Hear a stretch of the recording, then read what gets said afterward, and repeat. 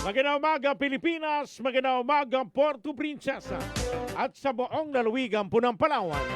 Para sa malaking misyon at mas malawak na paglilingkod sa bayan, narito na ho ang ating pong mga balita sa Super Balita sa Umaga numero 2.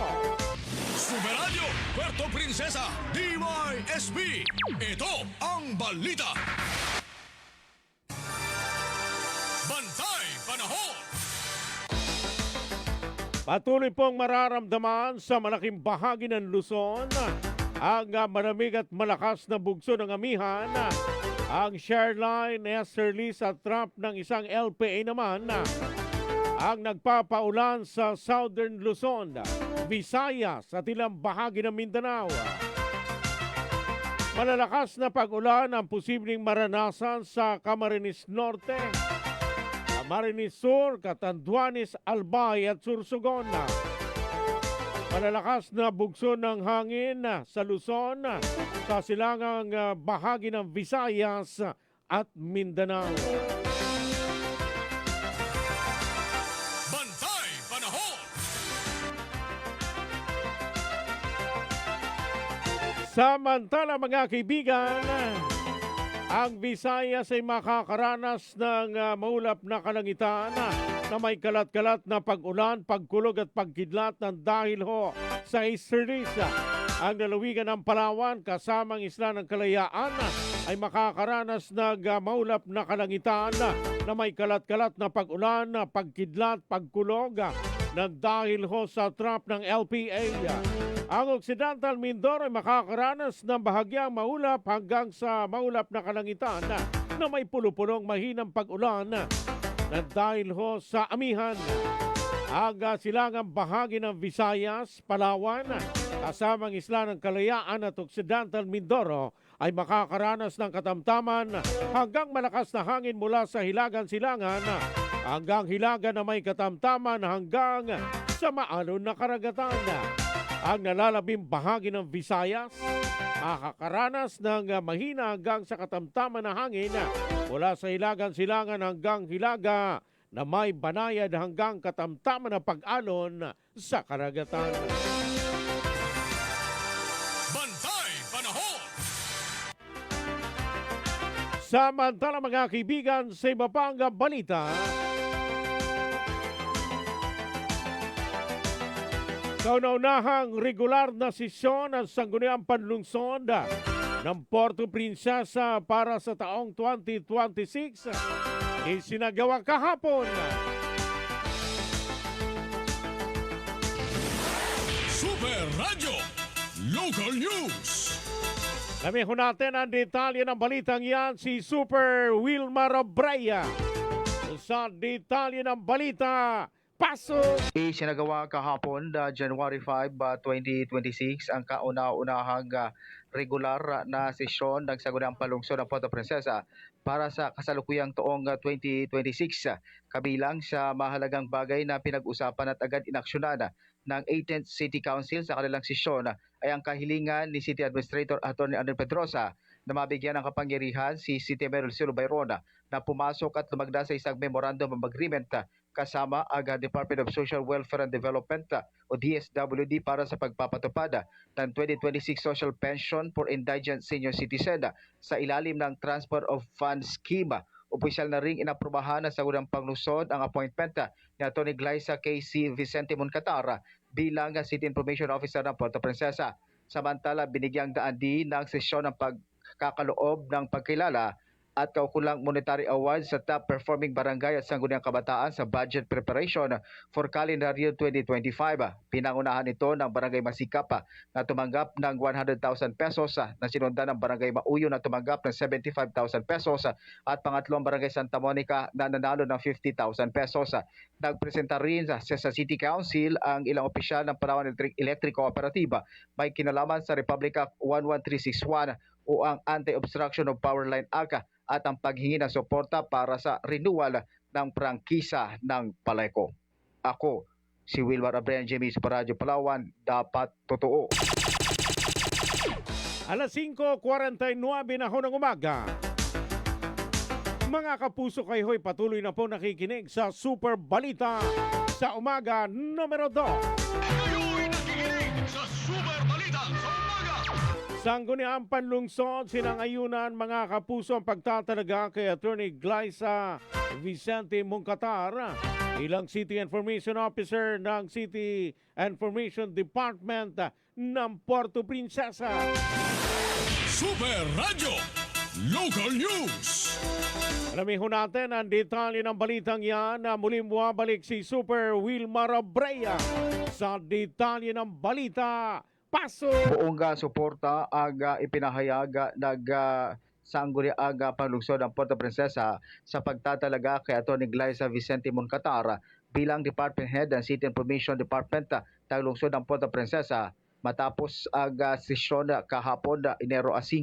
Sa ika-23 regular na sesyon ng City Council, naglabas ng resolusyon ang sangguniang panlungsod para sa concurrence ng appointment ni Atty. Moncatar.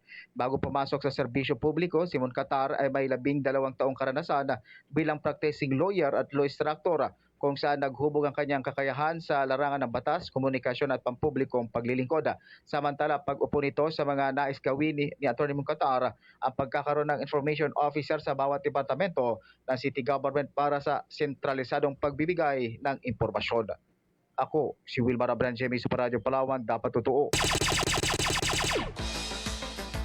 Samantala mga kaibigan, sa iba pang balita, mahigit 1,800 na kaso ng malaria ang naitala sa lalawigan ng Palawan hanggang sa ikatlong linggo ng Disyembre 2025.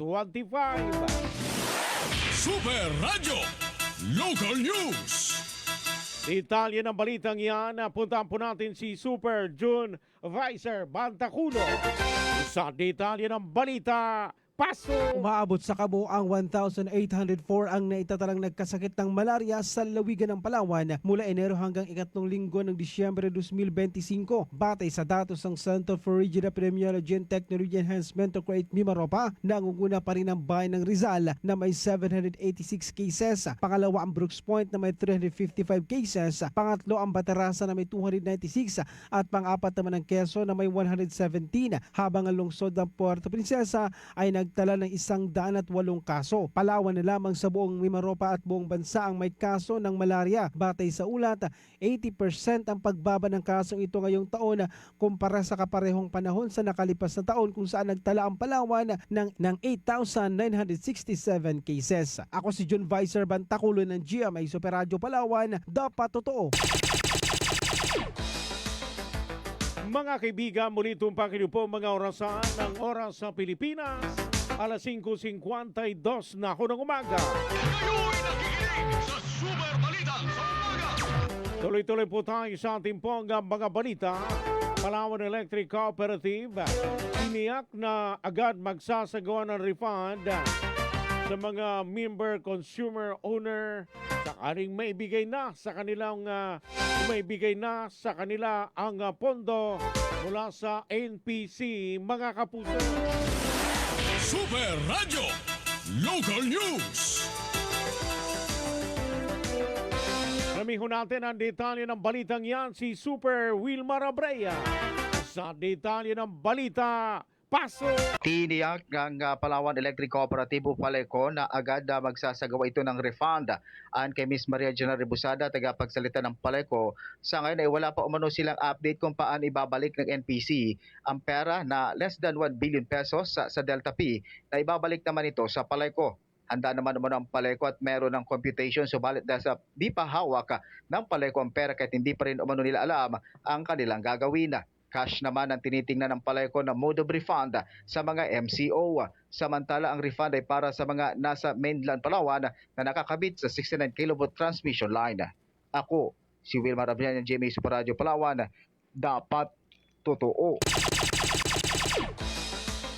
Samantala, si Mapanga Balita, Mayor Pedi Sabado ng Rojas, Palawan, nakipagdialogo sa mga mangingisda sa munisipyo. Super Radio Local News. Namiho natin ang detalye ng balitang yan, si Super June Vicer Bantaculo sa detalye ng balita. Paso!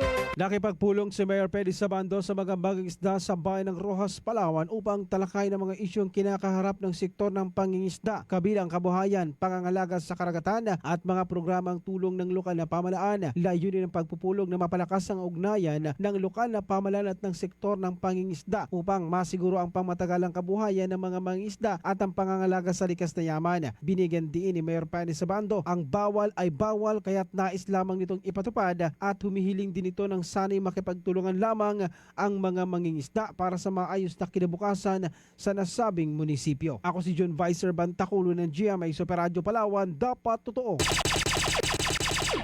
Alas 5:55 na ho ng umaga. Samantalang mga kaibigan, si Bapaga Balita na italang sunog sa taong 2025. Mas mababa raw ho ikumpara sa taong 2024 ayon po yan sa City Fire. Super Radio Local News. Namiho natin ang detalye ng balitang yan si Super Kenneth Calomre. Sa detalye ng balita, Paso! Mas mababaw mano ang naitalang sunog sa lungsod ng Puerto Princesa sa taong 2025 kung ikukumpara sa taong 2024. Ayon sa City Fire Station, 78 insidente ng sunog ang kanilang naitala noong taong 2024 habang 68 naman ang naitala nitong 2025. Sa 68 insidente ng sunog ay 6 dito ang naiulat na sinadyang sunog habang 4 naman ang iniimbestigahan at 2 ang natapos na ang sinagawang investigasyon. Pinakamalaking sunog umano nitong nakalipas sa taon ay naganap sa Barangay Milagrosa sa Manalo Extension sa Purok Marikit nitong buwan ng Disyembre kung saan isa ang napaulat ng sawi at 23 naman ang naitalang naapektuhan ng mga kabahayan maging ang mga boarding house. Patuloy naman ang paalala nila sa publiko na maging maingat at sumunod sa mga fire safety measures upang maiwasan ang sunog lalo na sa mga residential at matataong lugar. Ako si Kenneth Calomris ng GMA Super Radio Palawan. Dapat totoo. Alas 5:56 na ho ng umaga. Mga kapuso, kayo ho'y patuloy pa rin po nakikinig sa Super Balita sa umaga numero 2. Kayo'y nakikinig sa Super Balita sa umaga. Samantala, balikan ko natin si Super John Vicer Bantaculo. Suspension of sailing sa karagatan sakop ng Balabag. May magandang balita ho, binawi na raw ho ng Philippine Coast Guard. Super Radio Local News. Detalye ng balitang yan na Super June Vicer Bantaculo. Sa detalye ng balita, Paso! Binawi na ng Coast Guard Station Southwestern Palawan ang pinatupad dito ng suspension of sailing sa mga sasakyang pandagat, lalo na mga maliliit na bangka na sasakupan ng munisipyo ng Balabac, Palawan. Batay sa Sea Travel Advisory No. 3, negatibo naman sa epekto ng shoreline o wala nang nararamdamang malakas sa hangin, mga pag-ulan at malalaking alon sa karagatang sakop ng naturang munisipyo. Kaya naman pinapayagan na muling pumalaot at maglayag ang anumang uri ng bangka sa iba't ibang mga isla hanggang sa bahagi ng Barangay Mangsi. Sa kabila nito, mariin pa rin inaabisuhan ang mga manlalayag na maging mapagbatsyag sa kondisyon ng karagatan. Ako si John Vicer Bantaculo ng GMA Super Radio Palawan, dapat totoo. Mga kaibigan, kayo'y patuloy pa rin po nakikinig sa Super Balita sa umaga numero 2. Kayo'y nakikinig sa Super Balita sa umaga. Tuloy-tuloy po tayo mga kapuso sa ating pong iba pang balita. Motorsiklo ninakaw sa bayan ng Rizal, Palawan. Super Radio Police Report. Alamin ho natin ang detalye ng balitang yan si Super Kenneth Calomre sa kanyang karagdagang balita. Paso! Isang motorsiklo ang tinangay ng hindi pa natukoy na kawatan sa bayan ng Rizal, Palawan. Ayon sa may-ari ng motorsiklo na kinilala sa alias Paul, nagtungo lamang sila sa lugar upang ipagdiwang bagong taon. Ipinarada lamang umano niya ang motorsiklo sa gilid ng kalsada ngunit kinamagahan ay nawala na ito. Agad naman itong iniulat sa mga otoridad kaya sa posibleng umanong mapagbentahan ito ay nanawagan sila na agad makipag-ugnayan sa kanila habang nangangalap din sila ng mga kuha ng CCTV upang matukoy at sakaling makunan ang pagnanakaw sa naturang motorsiklo. Ako si Kenneth Calomris ng GMA Super Radio Palawan.